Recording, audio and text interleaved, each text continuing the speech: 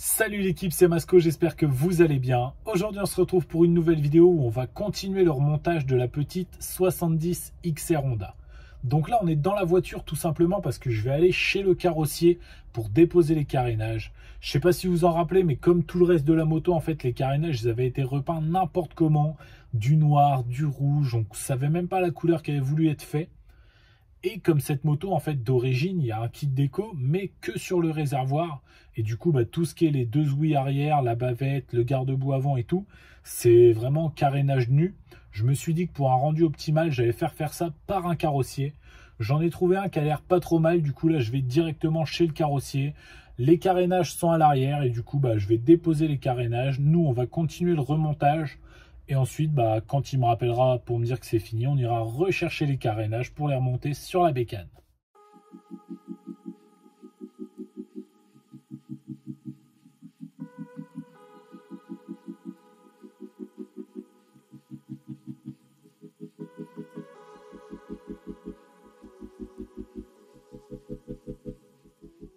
Du coup, voilà l'équipe, les carénages ont été déposés en peinture. Donc au niveau des délais, on est très bien.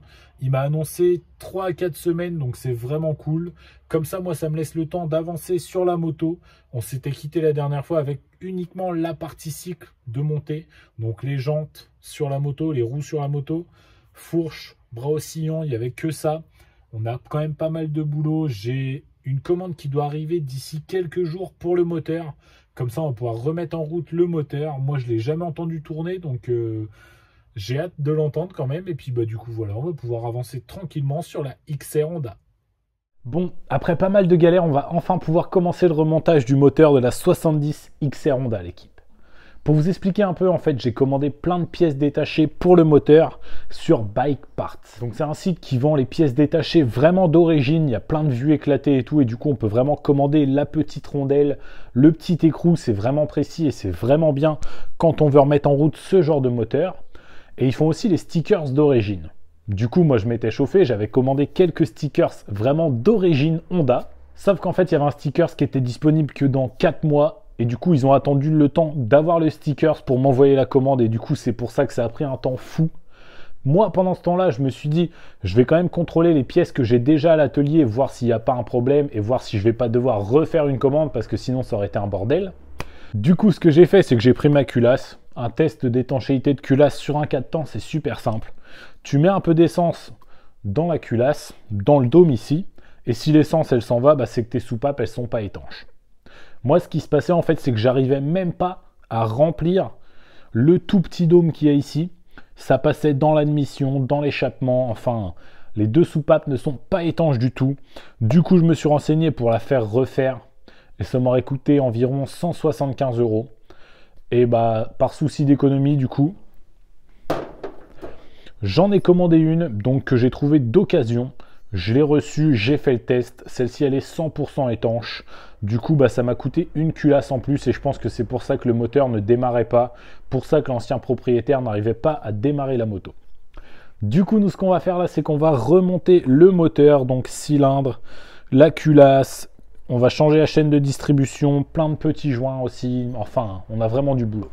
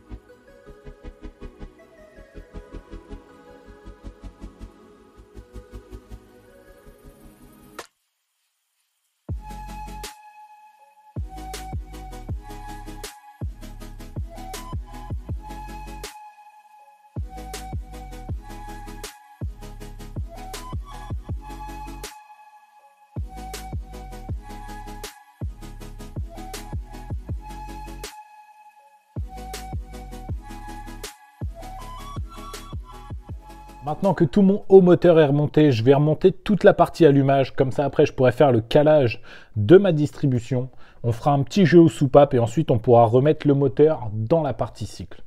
Avant ça, je vais quand même le nettoyer intégralement. Je ne l'ai pas fait pour l'instant parce que comme le moteur était ouvert, je ne voulais pas qu'il y ait de la saleté qui rentre dedans. Mais là, une fois que tout sera remonté, je prendrai le temps de bien le nettoyer avant de le remettre dans le cadre.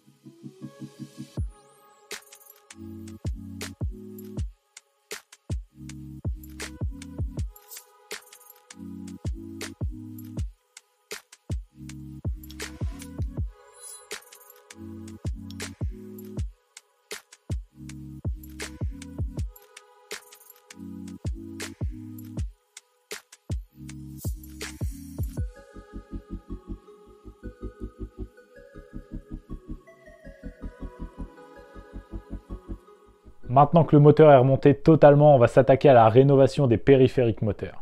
On va commencer par le pot d'échappement. Comme vous pouvez le voir, il y a certains endroits où il est bien rouillé. Là, j'ai commencé un peu à le décaper, mais il y a encore plein de vieilles peintures, tout ça. Donc, je vais utiliser une meuleuse d'angle avec une brosse métallique pour retirer toute l'ancienne peinture, toute la rouille, etc.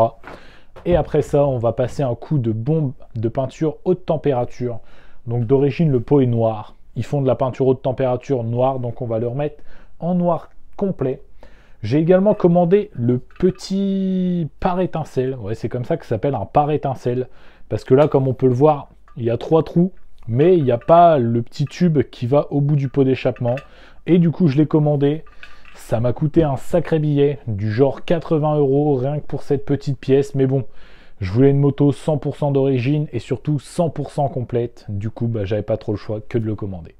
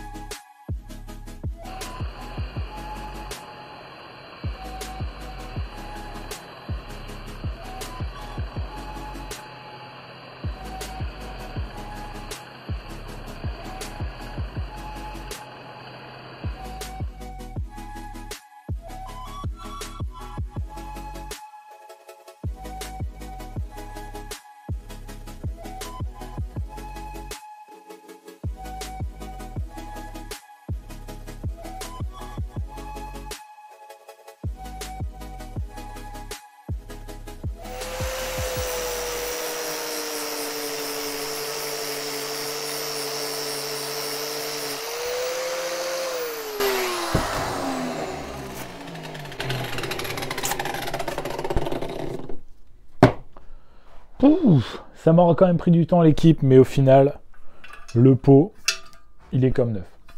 On voit vraiment que Honda à l'époque, c'était pas de la merde qu'ils utilisaient.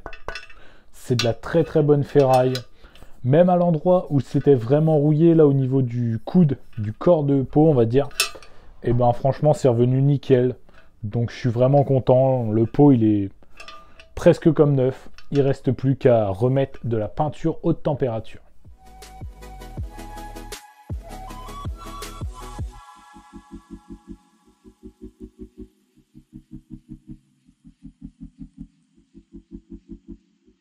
Maintenant que le moteur est remonté et que toutes les pièces sont prêtes, restaurées, repeintes, on va pouvoir attaquer le remontage final de la 70 XR Honda.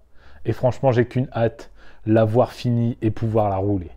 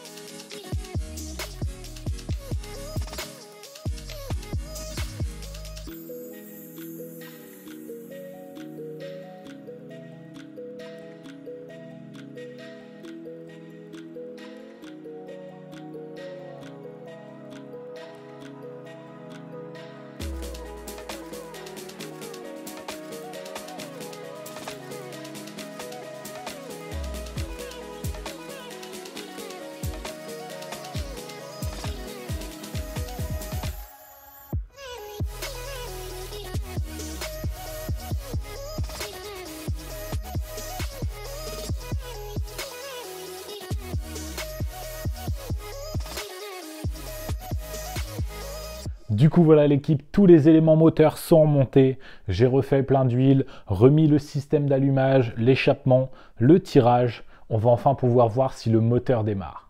Je vous rappelle que c'est quand même une étape très importante dans la rénovation de cette 70 XR Honda, parce que quand j'ai acheté la moto, une partie du haut moteur était démontée et du coup c'est un moteur que j'ai jamais entendu tourner, donc je vous avoue que là il y a quand même un petit stress. En plus, comme vous avez pu le voir, il n'y a pas le réservoir, je ne l'ai pas encore récupéré de peinture.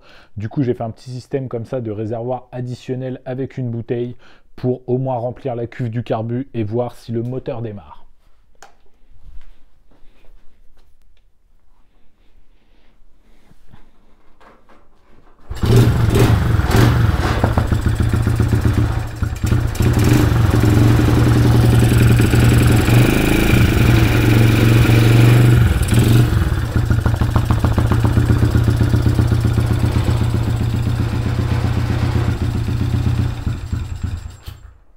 Bon, il manque un peu de ralenti, mais franchement, la famille, je suis trop content. Il démarre au quart de tour, premier coup de kick, et le bloc il tourne, c'est incroyable. Cette moto va être fantastique, la famille. Maintenant que ma 70 XR Honda démarre parfaitement, je vais remonter tout ce qui est freinage. Et normalement, ça ne devrait pas me prendre trop longtemps parce que sur cette moto, il n'y a pas d'hydraulique pour le freinage. C'est des freins à l'ancienne, des freins à tambour. Et comme ça va me permettre de patienter un peu le temps que mes carénages reviennent de peinture. Et ensuite, on pourra faire le grand remontage final avec les carénages et la déco d'origine.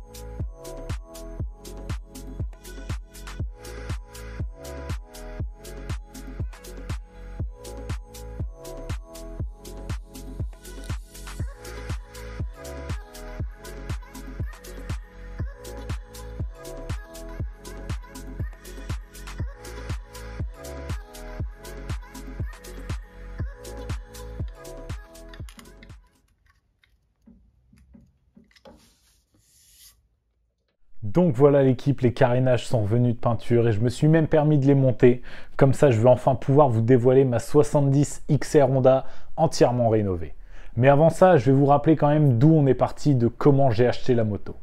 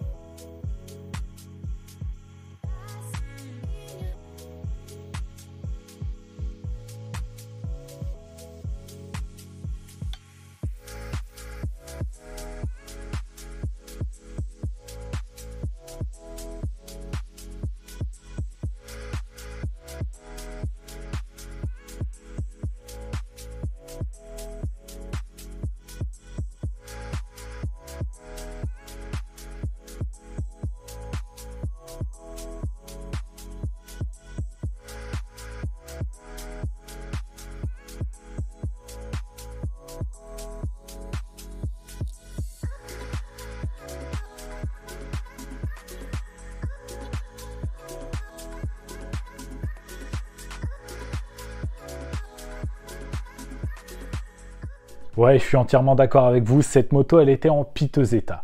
Elle avait vraiment besoin d'amour et franchement, ça m'a pris pas mal de temps, pas mal d'argent et aussi beaucoup d'amour, mais je pense que là, j'ai réussi à faire une vraie belle moto. J'ai respecté le code de l'origine, kit déco d'origine. J'ai même gardé les deux pneus qui sont pas forcément en très bon état, mais c'est les pneus d'origine de 1998 et c'est pour ça que je tenais à les garder. Un maximum de pièces ont été restaurées pour éviter de les changer, que ce soit la visserie, les carénages et plein d'autres pièces. Mais franchement, je suis vraiment content de pouvoir vous dévoiler la restauration complète de ma 70 XR Honda année 1998.